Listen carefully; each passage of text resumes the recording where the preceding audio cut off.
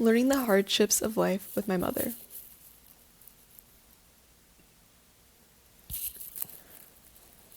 When interviewing my mother, Ormila Aigner, I discovered the impacts of having grown up around different cultures could have on a person. Growing up with two very distinct and opposite cultures during one's childhood can be very confusing, especially when your parents are trying not to embrace those cultures. I chose my mother for the interview because I felt comfortable around her, and I also knew I would be able to get valuable information out of her. She was born on December 8th, 1968 in Chicago, Illinois. She was born to Aurelia and Andrew Taylor with her older brother and sister, Kamal and Tara. Her father, Andrew, was born in India in 1942 and lived there for 9 years until he moved to Kenya, lived there for a few years, and then moved to America at the age of 19 for college.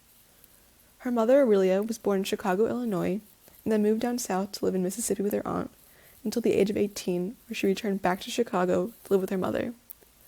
Her parents married in 1963 and lived on the south side of Chicago until they had my mom.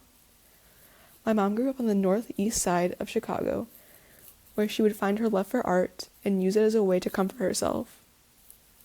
After graduating high school, she attended Loyola University, where she majored in graphic design and began her life as a working woman. In 1992, she met her husband Gary Aigner, and they married in 1996. After a few years of marriage, they had my sister Sophia, and 3 years later, they had me. After 40 plus years of living in Chicago, she relocated to Rhode Island in 2012 and stayed there before returning back to Illinois in July of 2020. One thing I was surprised to hear is that her parents didn't want her to embrace her Indian heritage, but wanted her to act like an American. They wanted her to embrace the ideals of an American, but not act in the social life of an American. This is because her father came to America hoping to create his own life.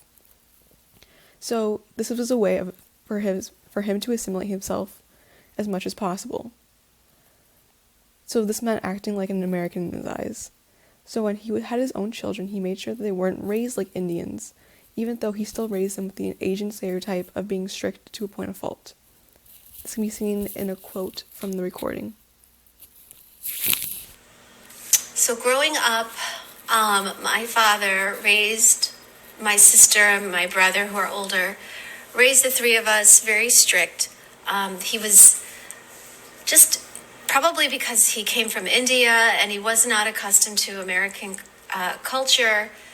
And he was also raised very strict.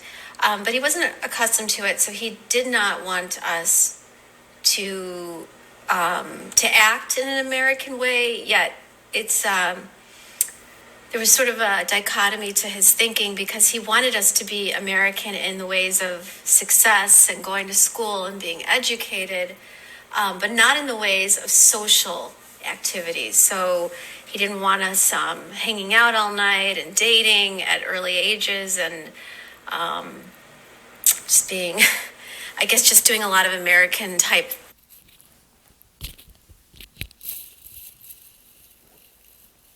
Then there was her mother, who didn't have an average American childhood with all the hardships she faced.